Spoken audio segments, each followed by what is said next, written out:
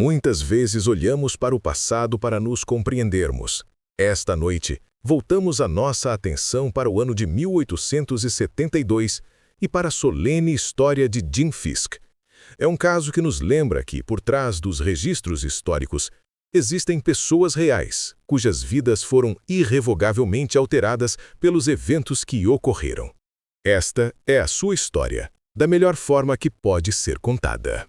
Na tarde de 6 de janeiro de 1872, dentro do opulento Grand Central Hotel, na cidade de Nova York, o financista Jim Fisk subia a grande escadaria principal. Antes que pudesse chegar ao segundo andar, um homem apareceu no topo do patamar, sacou de uma pistola e disparou 2 tiros. Fisk, um dos homens mais famosos e infames da Era Dourada, desabou. O tiroteio não foi um simples ato de violência, mas o final explosivo de um escandaloso drama público de amor, ganância e traição que cativaram a nação. James Fisk Jr., conhecido do público como Jubilee Jim, era um titã da sua era. Ele ascendera de um humilde vendedor ambulante de Vermont para se tornar um dos especuladores mais audaciosos e corruptos de Wall Street. Juntamente com seu parceiro astuto e recluso, Jay Gould, Fisk controlava a poderosa Erie Railroad.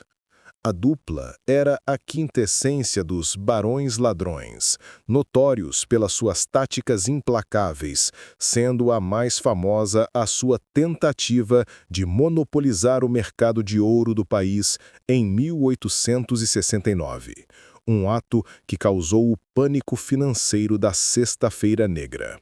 Mas, ao contrário dos seus pares, Fisk cultivava uma persona pública extravagante.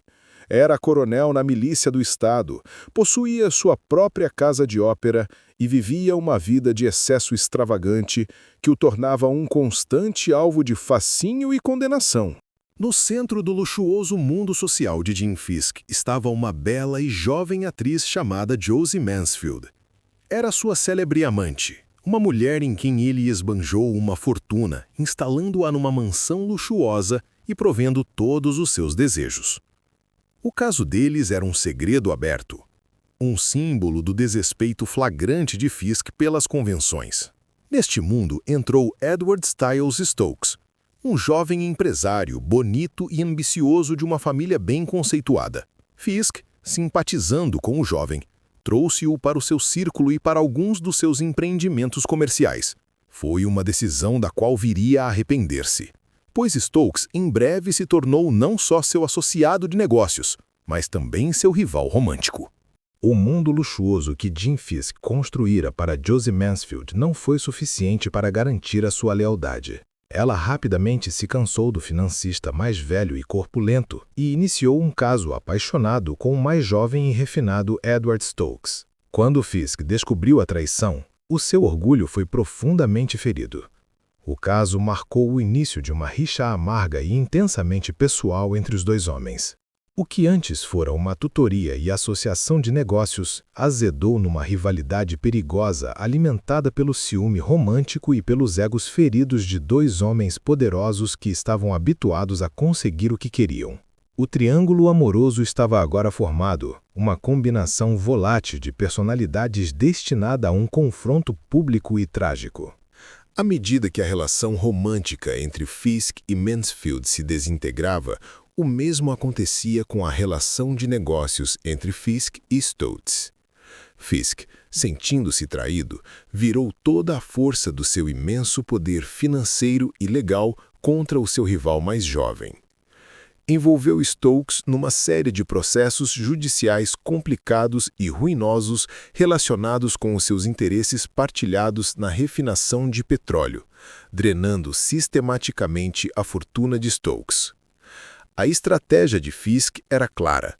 Se não podia ter Josie Mansfield, garantiria que o homem que a levara ficasse sem nada. A batalha já não era apenas por uma mulher. Era uma guerra de atrito financeiro, travada nos tribunais e nas páginas dos jornais da cidade.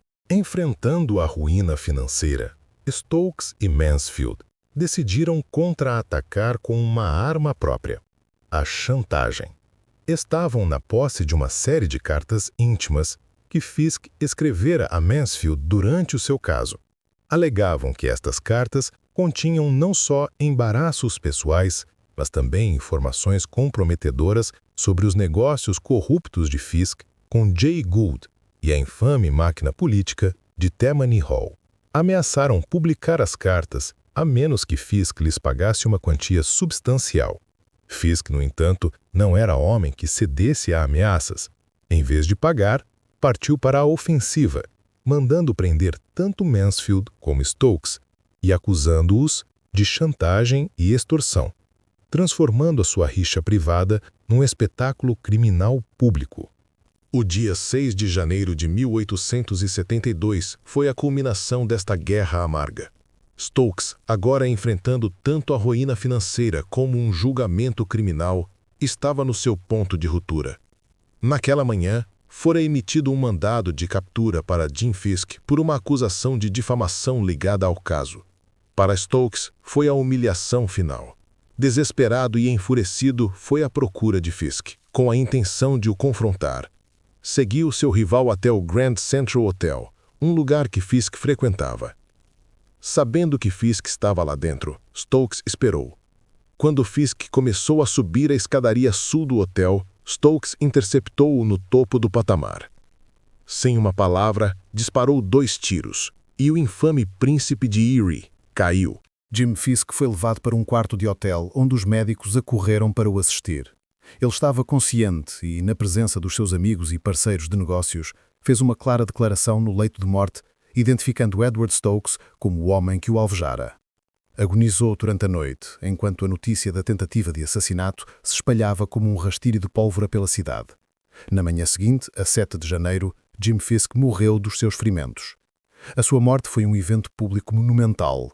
O seu corpo esteve em câmara ardente na sua própria Grand Opera House e estima-se que 60 mil nova-iorquinos desfilaram pelo seu caixão para prestar as suas últimas homenagens. O fim dramático e violento da sua vida escandalosa transformara o odiado Barão Ladrão numa figura pública trágica. Os julgamentos de Edward Stokes foram tão sensacionais como a vida do homem que ele matara. Ele foi julgado 3 vezes pelo homicídio de Jim Fisk. No seu primeiro julgamento, a acusação conseguiu uma condenação por homicídio em 1º grau e Stokes foi sentenciado à forca. No entanto, o veredito foi anulado em recurso devido a uma instrução parcial dada ao júri pelo juiz. Um segundo julgamento terminou com o júri empatado, com os jurados incapazes de chegar a uma decisão unânime. Finalmente, no seu 3º julgamento, em 1873, Stokes foi condenado pela acusação muito menor de homicídio simples em 1º grau. A sua sentença foi chocantemente leve: 4 anos na prisão de Sing Sing. Pelo homicídio de um dos homens mais poderosos da América, Stokes cumpriria menos de 4 anos. Após a sua libertação da prisão, Edward Stokes regressou a uma vida tranquila, acabando por gerir um hotel. Josie Mansfield, a mulher no centro do escândalo, fugiu para a Europa e viveu o resto dos seus dias em Paris. O homicídio de Jim Fisk é lembrado como um drama por excelência da Era Dourada. Foi uma história que encapsulava a riqueza espetacular da era, a sua corrupção desenfreada, o seu desrespeito flagrante pela moralidade e as paixões violentas que podiam eclodir sob o verniz da alta sociedade. A vida e a morte de Jubilee Jim tornaram-se uma lenda duradoura, um conto de advertência de um homem que construiu um império sobre a audácia e a ganância apenas para ver tudo desmoronar por um conflito do coração.